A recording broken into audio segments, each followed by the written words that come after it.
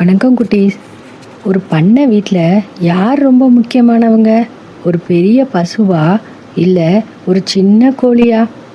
இன்னைக்கு நாம் ஒரு பெரிய பசுவுக்கும் ஒரு கோழிக்கும் ஒரு சின்னஞ்சிறு குருவிக்கும் நடந்த ஒரு அழகான கதையை பற்றி தான் பார்க்க போகிறோம். கதையோட தலைப்பு பெரிய பசுவும் சின்ன பறவையும். வாங்க கதைக்குள்ளே போகலாம். ஒரு அழகான பண்ணை வீட்டில் கருப்பன் ஒரு பெரிய பலசாலி பசு இருந்துச்சு.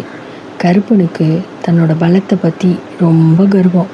அது தினமும் நான் தான் இந்த பண்ணையில் ரொம்ப முக்கியமானவன், நான் தான் பால் கொடுக்குறேன், உழவு செய்கிறேன், இந்த சின்ன கோழி என்ன பண்ணுது, இந்த சின்ன குருவி என்ன பண்ணுதுன்னு சொல்லி சிரிக்கும். மற்ற விலங்குகளும் இதை பார்த்து ரொம்பவே வருத்தப்பட்டுச்சு. ஒரு நாள் பண்ணை வீட்டில் ஒரு பெரிய புயல் வந்துச்சு. புயலில் பண்ணையோட வேலி உடஞ்சி போச்சு. பண்ணையில் புதிதாக விதைகள் விதைத்ததெல்லாம் காற்றுல சிதறி போயிடுச்சு. பண்ணையாருக்கு ரொம்ப சோகமாயிருச்சு.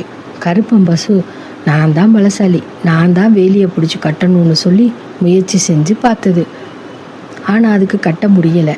விதைகள் சிதறி கிடந்ததால் அதால் அந்த விதைகளையும் எடுக்க முடியலை.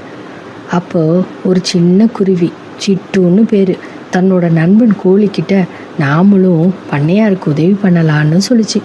சிட்டு வேகமாக பறந்து போய் சிதறி கிடந்த விதைகளை ஒன்று ஒன்றா எடுத்து வந்துச்சு. கோழியும் தன்னோட அழகால் அந்த விதைகளை நிலத்தில் புதைச்சது. அந்த சின்ன வேலை யாருக்கும் பெருசாக தெரில, ஆனால் அது பண்ணையாருக்கு ரொம்ப பெரிய உதவியாக தான் இருந்துச்சு. சிட்டுவும் கோழியும் செஞ்ச உதவியை பார்த்த கருப்பன் பசு தன்னோட தப்பை உணர்ந்துச்சு. நான் மட்டும் பெரியவன் இல்லை, இந்த சின்ன குருவியும் கோழியும் பண்ணைக்கு எவ்வளோ உதவி பண்ணியிருக்குன்னு அன்னைக்கு தான் அதுக்கு புரிஞ்சிச்சு.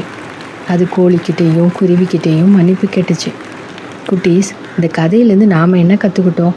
எந்த வேலையும் சின்னதும் இல்லை, யாரும் குறைஞ்சவங்களும் இல்லை, எல்லாருக்கும் மதிப்பும் இருக்குது.